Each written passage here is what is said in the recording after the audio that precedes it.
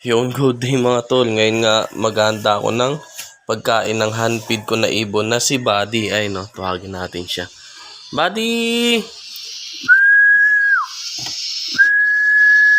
Bigyan lang natin ng isang scoop mga tol. Tapos itong syringe na to, 10cc yan. Bay, megos na natin to mga tol. Mga tol, all goods na pagkain ni Buddy. Kukunin ko na siya para pakainin. Gutom na ang Buddy. Gutom na ang Buddy. Buddy, come Buddy. Come. Buddy, come. Good bird. Buddy, come.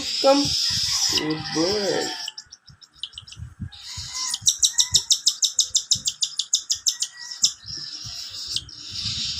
All goods na nga si Buddy mga tol. Tapos pinunasan ko na rin syempre yung kanyang uso. So ayan, busog na siya. Ayun, bondat na.